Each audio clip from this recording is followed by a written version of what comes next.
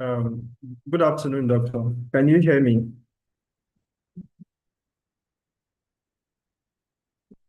I can't hear you from this end. Can you hear me? Okay, let me check my audio. Please hold on.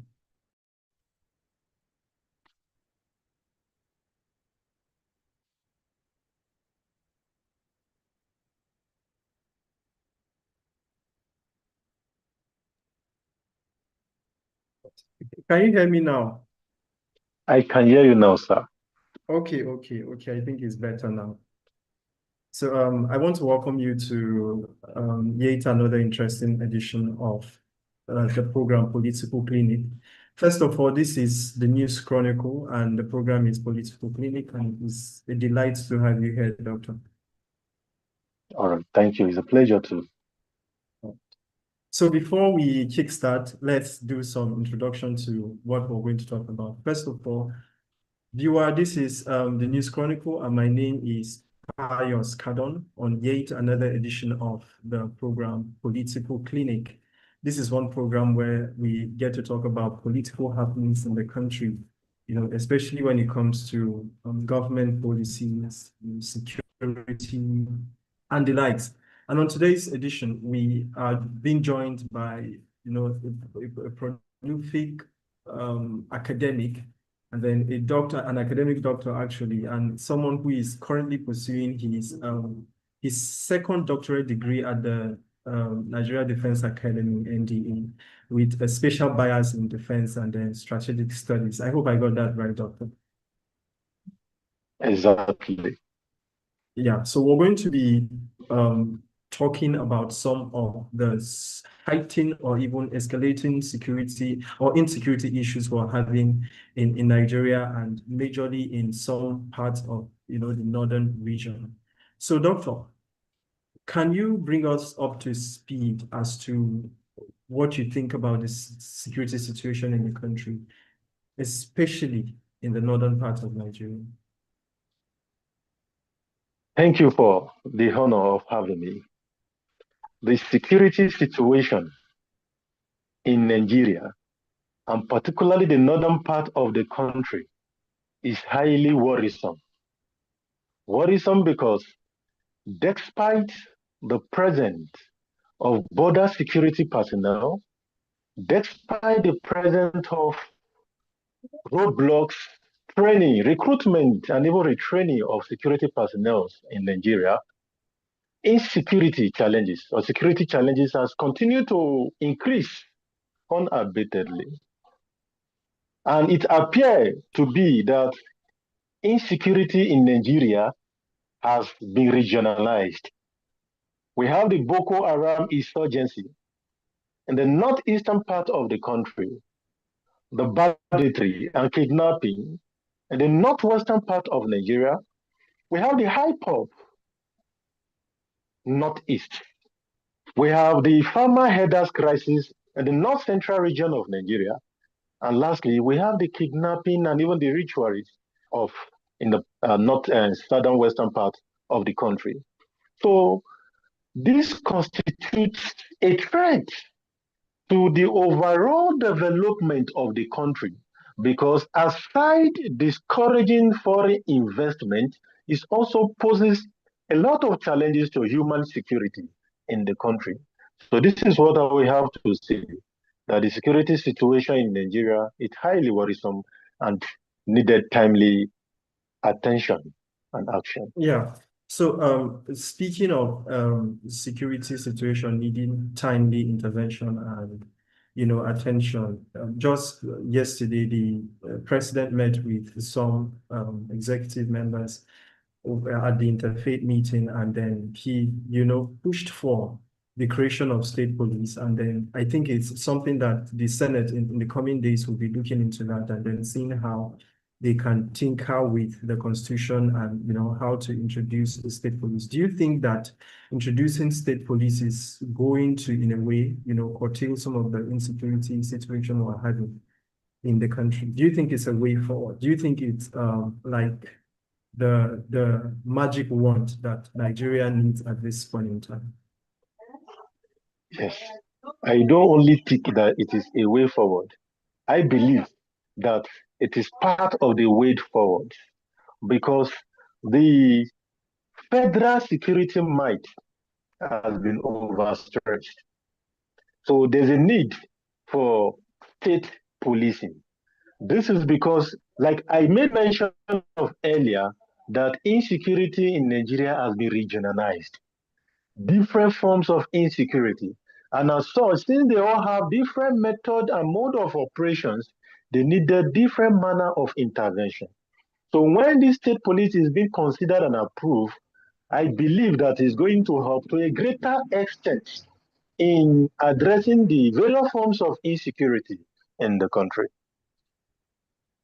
Okay, so um, I'm definitely going to take you to a place where I don't know if it's a place where you want to be, a very dicey position right now, in the North Central region where you are also part of, we've been having issues of communal clashes, especially between herders and local farmers. And this is something that has, been there for quite a long time. As I speak to you, just a day before yesterday, we had, a major security fallout at Plateau State, Barkinladi to be precise, where tons of people lost their lives and then lots of people were displaced. Do you think that introducing state police is going to, in a way, put to rest communal clashes, because this is another form of another version of insecurity on its own. So do you think that kind of approach is going to put to rest some of these concerns, especially in the Middle Belt? Do you think it's something we need in the Middle Belt? Yes, thank you. I think state police, despite the emergence of new form of conflict called communal clashes, which has been in existence though sporadically, there's still need for this presence of state police. But I also want to maintain that introducing or approving the existence of state police will not be enough if there is no political will and genuity. In truth, most of this insecurity in Nigeria has been politicized. Even the security agencies that are in charge of addressing this menace are also been politicized. It appears to be that they have derived what they call monetary gain or conflict entrepreneur in the situation of conflict. So I'm going to subscribe to the creation of state policing, one, and two, that there's a need for political will. There's a need for genuity in the fight of this insecurity because nothing, the security insecurity cannot be brought to an end as far as there is no willingness to bring it to an end. It is not about introducing new form of security outlet. Once upon a time, we cried out that there is a need for local vigilante or the creation of a civilian joint task force. Currently, it's in practice, but yet the rate of insecurity is still on the increase. So it is not about creation of new security outfit or giving the state power to take charge of security affairs, but also But to include right actions in the But activities. Dr. Aliu, you agree with me that some states have this security arrangement. I mean, whether you want to call it state police or whatever nomenclature you want to give it, some states have their own security architecture, and most Yes. people have this concern that isn't that what we would basically refer to as state police? Is the introduction of a state police going to, be different from what we have in some states? If you go to, some regions also have Amotekun. their own security. Yes, they also have their own security, architecture. And has that really helped to a point that we're going to say, okay, the introduction of state police is going to, be what we want at this point in time? Yes, like you cited, that some regions in Nigeria have been practicing a form of state policing, even though the nomenclature differs. And I will take, for instance, that of the southwestern part of the country, the security outfit called Amotekun. You are going to agree with me that despite the presence of or the creation of this Amotekun, there is still insecurity in the region. So in truth, it's not about creating this new security outlet or state policing. There are root causes. There are root causes of this insecurity which needed to be addressed. You don't expect someone who is having difficulty in feeding himself or herself thrice a day or even twice a day, and such person is already vulnerable. And you have somebody who now indict or influence the person with some token that she can carry out a criminal act. Certainly, that person will succumb because the most important thing is that the person wants to feed. So, I'm of the opinion that the main problem is bad governance. And the solution is good governance. Because, in my view, the essence why government is being created is to bring about good governance. This is because good governance is good for everyone. Once good governance is in place, the people will not be primarily concerned about who the leader is or where he comes from. So I'm going to suggest that whatsoever need to be done should be good, In bringing a way, about good governance. in a way, this is not me trying to put words into your mouth, but in a way, you're trying to say this government is not doing enough or has not really done enough. I am not going to conclude that they have not done enough or they have not done anything. They have done so many things. They have done their good, and to them also they are still trying their best. But I'm going to say that their best is not yet enough because we still have statistics, worrisome statistics of insecurity. You just made mention of Berkeley yesterday. There is that of Ondo State and other parts of the country. So they are trying, but much need to be done. This. Yeah. As someone who has, been with those at the front line, I believe, you must have interacted with a few of these security experts and you being one. But what do you think is the right approach? Should we look at non-kinetic approach or even kinetic approach to some of the problems or some of the insecurity problems we're facing? Because you made mention of citizens not, being governed well. And then if you're not governed well, whatever it is that comes to your hand, for as long as it leads you into survival, you're definitely going to do, the unthinkable. So do you think that this government should begin to look at maybe non-kinetic approach to addressing some of the insecurity issues we have? What's your position on? Thank you. There is no one way to anything. So when there's a point of view, there must definitely be another. So I'm going to suggest that the two approaches should be considered, the kinetic and the non-kinetic.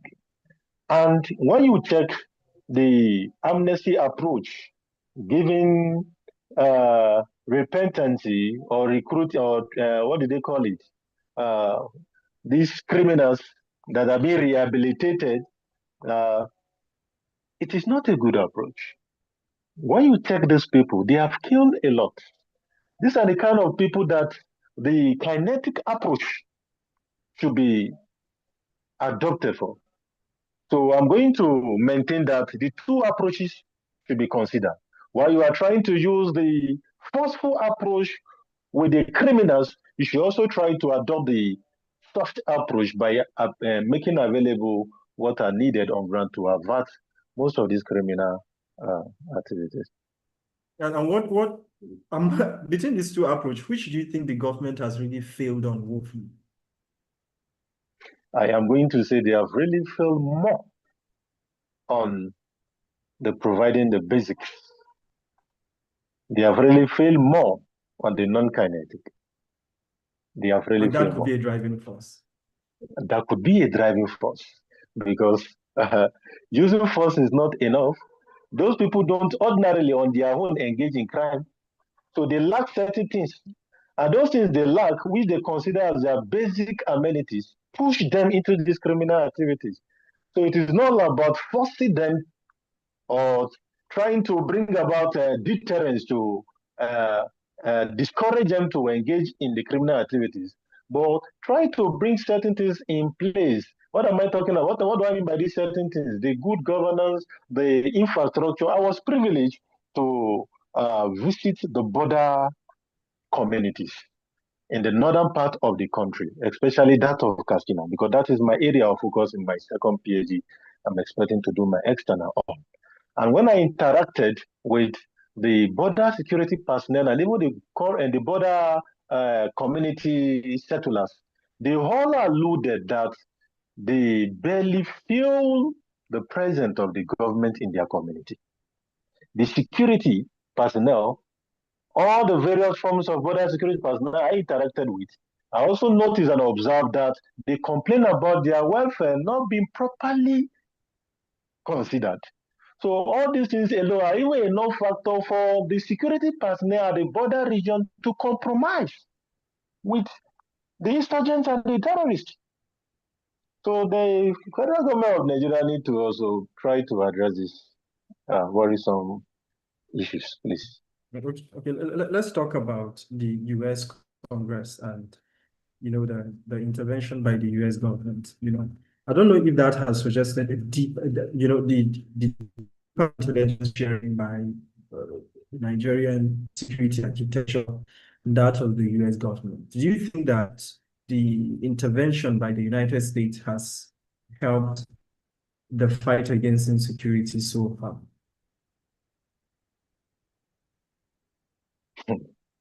The intervention of the U.S. government. Please, when we are talking about insecurity, especially that of Nigeria, I love to describe it in two factors. The source of the insecurity. There is the internal factor and there is the external factor. And the internal factors were the one we have just been discussing about. The external factor is the question you just asked me. Now, when you look at, for instance, the herders farmer crisis, we have known the herders and farmers in Nigeria to be peaceful inhabitants of people in their various communities. And we also know the herders to be moving along with their sticks and cutlasses. Then all of a sudden, they begin to move with advanced and modernized form of weapons. Where do they get it from? Where were these weapons proliferated from? These weapons were not manufactured in Nigeria or even Africa.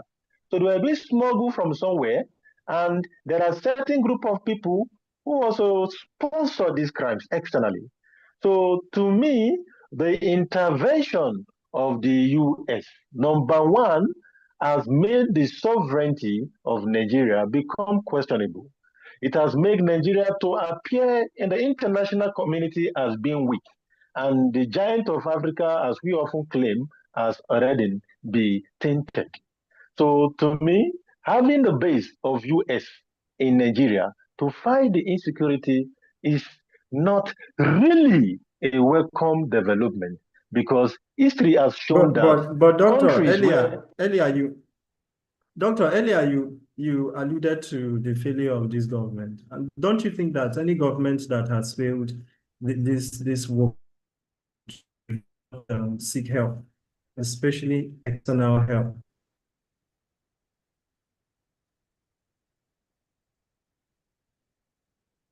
Can you hear me?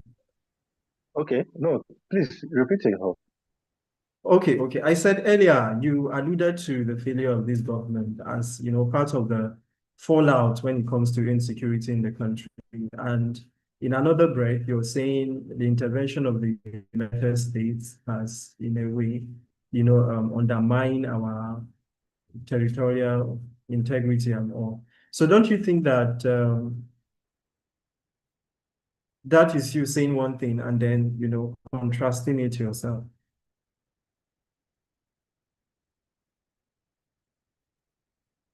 Can you hear me, Doctor? I think we're having network issues. Can you hear me?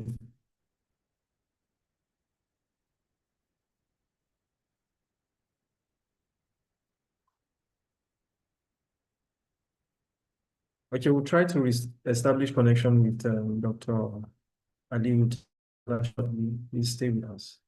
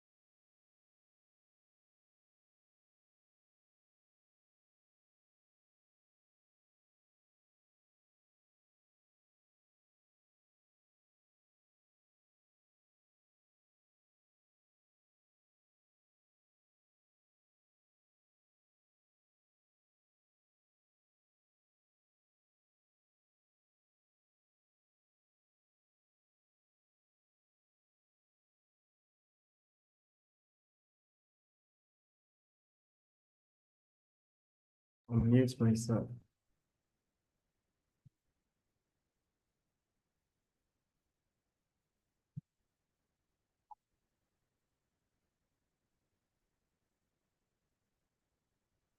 Are you sure his phone did not even go? I think his phone went off. This one that he's not even online. That call, right?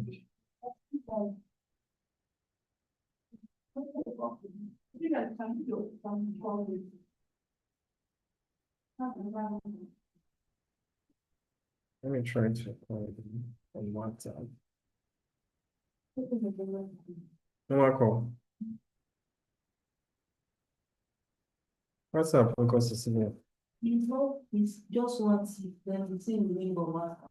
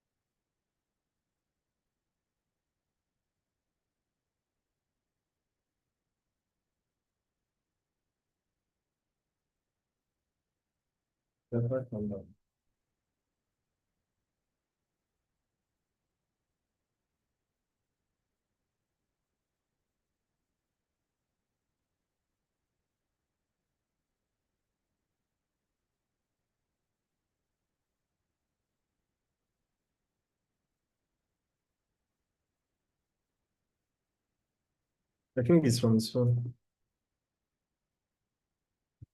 Let me just round up the interview. I think what it is. The number is not going. It's not.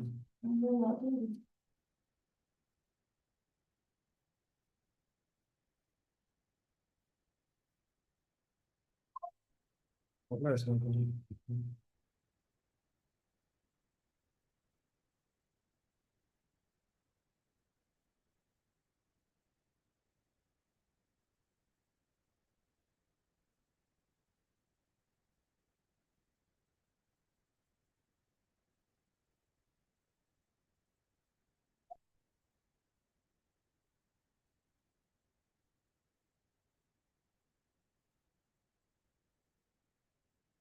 Okay.